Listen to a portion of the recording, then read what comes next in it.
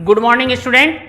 BSc part third year के विद्यार्थियों का जूलॉजी के इस 21वें लेसन में हार्दिक अभिनंदन है। विद्यार्थियों, हम मुक्ता संवर्धन पढ़ रहे थे और मुक्ता संवर्धन में हमने पढ़ा था, मुक्ता संवर्धन की परिभाषा पढ़ी थी। इसके बाद हमने पढ़ा था कि मुक्ता संवर्धन का जो इतिहास है, उनके फादर ऑफ पर्ल कल्चर जो हैं कोकिची मिकीमोटो और उनकी पत्नी उमा के बारे में हमने डिस्कस किया था। और आज हम जो डिस्कस करने जा रहे हैं वो है मोती बनाने वाले मोलस्क।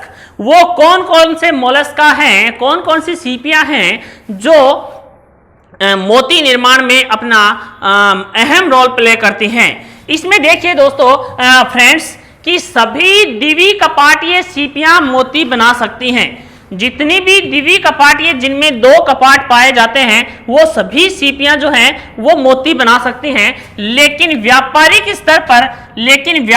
स्तर पर कुछ सीपियां ही मोती निर्माण में अपना रोल प्ले करती हैं और वो सीपियां निम्न प्रकार हैं। देखिए, सबसे अच्छे किस्म का जो मोती है वो देखिए विश्व भर में पिंकटाडा मार्गिटिफेरा या मार्गिटिफेरा, ये दुनिया में सबसे बेस्ट जो मोती बनाने की जो प्रजातियां हैं उनकी हम चर्चा कर रहे हैं। दूसरी है पिक्टाडा मार्टेंसी, ये विदेशी जातियां हैं और ये बहुत ही अच्छी किस्म का मोती बनाती हैं। अगर हम चर्चा करें कि भारतवर्ष में कौन कौन से मोलस्क हैं जो मोती निर्माण में अपना रोल प्ले करते हैं, तो ये देखिए 6 प्रजातियां मैंने यहां लिखी हैं। इसमें से सबसे पहली है पिक्टाडा वल्गेरिस, दूसरी है पिक्टाडा चेमनिटिस, तीसरी है पिक्टाडा एट्रोपर्पुरिया, फिर है पिक्टाडा फ्यूकाटा। ये जो 4 प्रजातियां हैं, ये चारों की चारों प्रजातियां बहुत ही कीमती और सर्वश्रेष्ठ किस्म का मोती बनाती हैं। ये श्रेष्ठ किस्म का मोती निर्माण करती हैं। और ये जो नीचे वाली जातियां है पिक्टाडा एनोमियोडिस और पिक्टाडा इंडिका, ये सामान्य स्तर का मोती निर्माण करती हैं। देखिए, ध्यान दीजिए कि पिक्टाडा मार्जिटिफेरा ये विदेशी है और पिक्टेडा मार्टेंसी ये भी विदेशी प्रजाति हैं और ये श्रेष्ठ किस्म का मोती बनाती हैं। इसके बाद पिक्टेडा वल्गेरिस, पिक्टाडा केमनिटिस, फिर है पिक्टाडा एट्रोपर्पुरिया, फिर है पिक्टाडा फ्यूकाटा। ये 4 जो प्रजातियां हैं ये भारतवर्ष की श्रेष्ठ किस्म का मोती बनाने वाली सीपियों की मोलस्क की प्रजातियां हैं।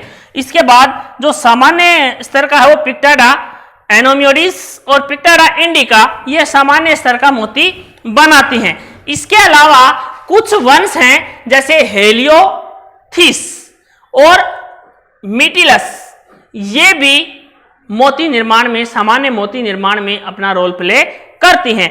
अब आपको बता दें कि यूनिवर्सिटी एग्जाम में सबसे पहले हम बताएं कि यूनिवर्सिटी एग्जाम में 1 नंबर के क्वेश्चन में पूछा जाता है कि श्रेष्ठ किस्म का मोती निर्माण करने वाली किन्हीं 4 मोलस्का प्रजातियों के नाम लिखिए। तो इनमें से कोई भी 4 आप नाम लिख सकते हैं। फिर देखिए स्टूडेंट कि काफी बार पूछा जाता है कि भारतवर्ष में मोती निर्माण करने वाली किन्हीं 4 श्रेष्ठ किस्मों के नाम बताइए।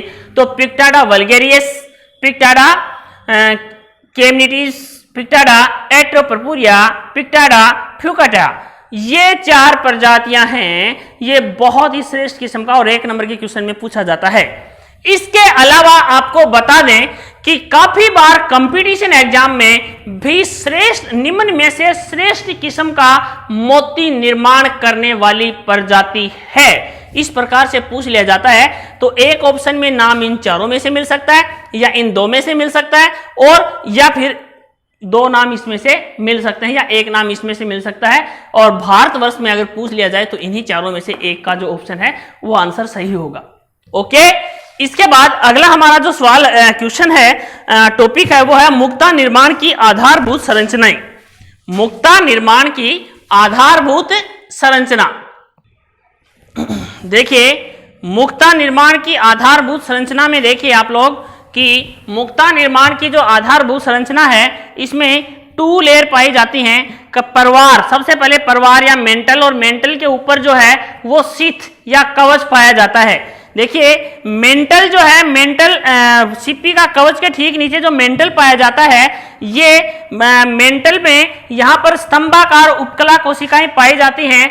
ये स्तंभाकार उपकला कोशिकाएं नेक्रे सीक्रेटिक सेल ऑफ मेंटल, ये नेक्रे का स्राव करती हैं। नेक्रे का स्राव करती हैं कौन? मेंटल की ये स्तंभाकार जो उपकला कोशिकाएं हैं ये नेक्रे का स्राव करती हैं, और ये जो स्राव करती हैं इससे नेक्रे नामक लेयर, जो सबसे आंतरिक लेयर है, उसका निर्माण होता है। ये नेक्रे लेयर है, ये मदर ऑफ पर्ल लेयर कहलाती है, और यहां पर ही मोती का निर्माण होता है। इसमें कैल्शियम कार्बोनेट व कॉन्चोलिन की एकांतरित परतें पाई जाती हैं।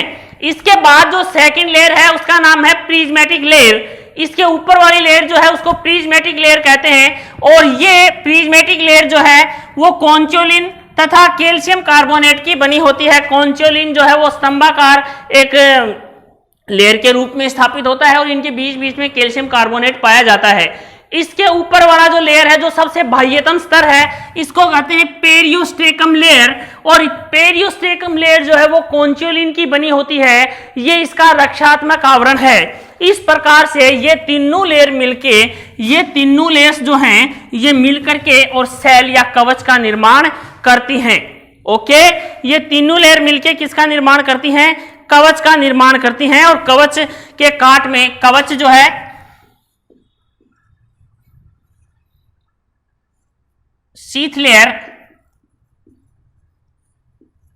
ये तो मेंटल है, मेंटल के ऊपर स्तंभाकार उपकला कोशिकाएं हैं, और ये नेक्रे का स्राव करती हैं। और इसके काट में जो सबसे पहली जो परत है वो है पेरिस्ट्रेकम।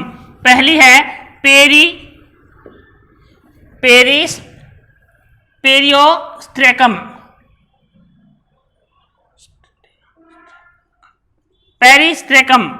पेरियोस्ट्रेकम ये सबसे बाह्यतम लेयर है, और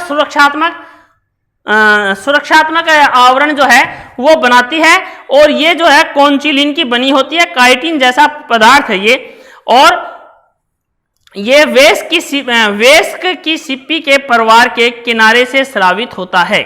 इसके बाद में है प्रिज्मेटिक लेयर। सेकंड लेयर है प्रिज्मेटिक लेयर। सेकंड लेयर है प्रिज्मेटिक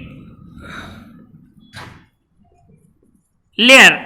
ये सेकंड लेयर है, बीच की परत जो है वो है ये, और इसके अंदर क्या है? कवच के नीचे कैल्शियमी पट्टिकाओं के स्तर पाए जाते हैं। इसे ये कैल्शियम कार्बोनेट के क्रिस्टल परिवार के लंबवत व्यवस्थित रहते हैं। ये कॉन्चोलिन की पतली तहों द्वारा पृथक्कृत होती है। इसका स्राव भी परिकवच की भांति ही होता है। तीसरी जो लेयर है वो है नेक्रे लेयर।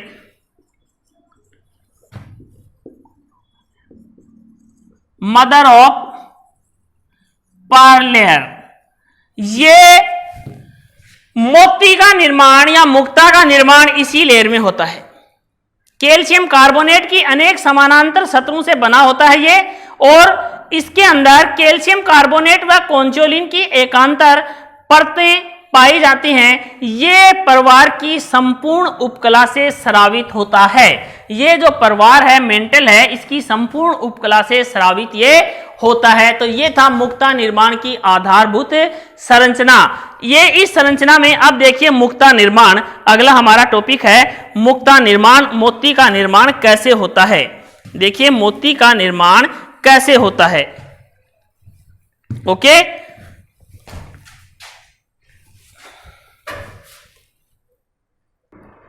हाँ तो स्टूडेंट देखिए हमारा जो अगला टॉपिक है वो है मुक्ता निर्माण। मुक्ता निर्माण, मुक्ता निर्माण।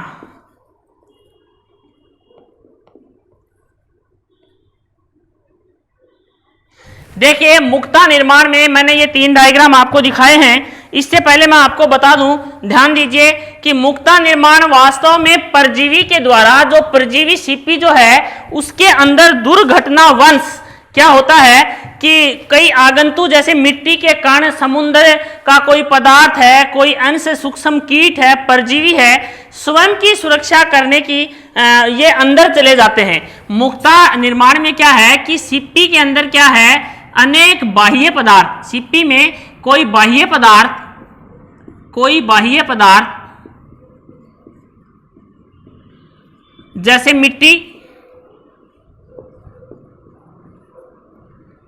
मिट्टी का कण, कोई सूक्ष्म जीव,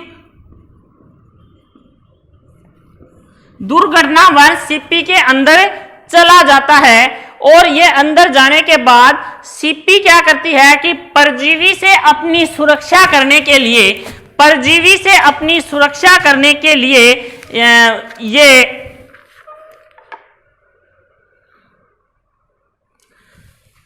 परवार से क्या कि अपनी सुरक्षा, परजीवी से अपनी सुरक्षा करने की यह घटना है मोती निर्माण। सीपी के द्वारा जो परजीवी अंदर प्रवेश कर गए हैं सीपी के अंदर, वो उस परजीवी से अपनी रक्षा करने की एक जो कला है उसी के द्वारा ये मोती का निर्माण होता है। देखिए सीपी की देह के भीतर ये प्रवेश करते हैं और परवार से चिपक जाते हैं। परवार से चिपक कर उपकला शीघ्र ही क्या करती है, इस बाह्य रचना को बंद कोश के अंदर घेर लेती है। ये जैसे ही बाह्य संरचना अंदर प्रवेश करती है, 3 लेयर आपको बताई थी, इसको बंद संरचना के अंदर इसने घेर लिया है। अब क्या करेगी कि अंदर घेरने के बाद इस पर मदर और पर्ल के समान ही नेकरे की अनेक परतें स्रावित हो जाती हैं। मदर और पर्ल लेयर जो है उसके समान ही नेकरे की जो लेयर है वो इसके ऊपर चारों ओर से इसको घेर लेती हैं। और एक दूध जैसा पदार्थ नेकरे क्या करता है कि दूध के समान सफेद कैल्शियम कार्बोनेट इसके चारों ओर फैला दिया जाता है या स्रावित किया जाता है और ये इसके सेकेंडरित रूप से व्यवस्थित हो जाता है। नेकरे शीघ्र ही सूख कर कठोर हो जाता है और मोती का निर्माण हो जाता है। देखिए जैसे ही सिप्पी के अंदर कोई भी बाह्य पदार्थ या मिट्टी का कण अंदर प्रवेश करेगा तो दुर्घटनावश मान लो प्रवेश कर गया तो उसके अंदर क्या है कि वो सिप्पी है ना, इस परजीवी से अपनी सुरक्षा करने के लिए क्या करेगी, इसको अंदर लेकर के फोरिजन बॉडी है ये, इसको अंदर लेगी और अंदर लेके देखिए सीलिएटेड एपिथेलियम ऑफ मेंटल, ये मेंटल की सीलिएटेड एपिथेलियम है। इसके अंदर से नेकरे की जो लेयर है वो स्रावित होगी। देखिए नेकरे सीक्रेटिंग सेल ऑफ मेंटल, ये मेंटल की नेकरे स्रावित करने वाली सेल हैं जो मैंने आपको उस डायग्राम में बताया था। और ये कनेक्टिंग टिश्यूज हैं और ये नेकरे स्रावित लेयर जो है ये क्या करेगी, अब नेकरे लेयर, ये नेकरे लेयर का स्रावित करेगी और ये नेकरे लेयर बन रही हैं। ये इसे जो सॉलिड पदार्थ जो बॉडी थी जो बाहर से फोरिजन बॉडी, देखो ये pearl formation by secreting around foreign body, इसके चारों ओर नेकरे की परत बन जाती है, कैल्शियम कार्बोनेट का एक परत चढ़ जाती है इस पे जो दूध जैसे पदार्थ से बनती है और वो तरल पदार्थ है वो सूख करके कठोर हो जाता है और मोती का निर्माण हो जाता है। और ये है देखिए foreign body, ciliated epithelium, nacre secreting cell of mantle, फिर है कनेक्टिंग टिश्यू, नेकरे लेयर बन गई इसमें फोरिजन बॉडी के ऊपर और इसका निर्माण हो गया है। ओके, आज के लिए इतना ही। आगे जो नेक्स्ट टॉपिक है मुक्ता संवर्धन तकनीक वो हम नेक्स्ट वीडियो में करेंगे। तब तक के लिए धन्यवाद।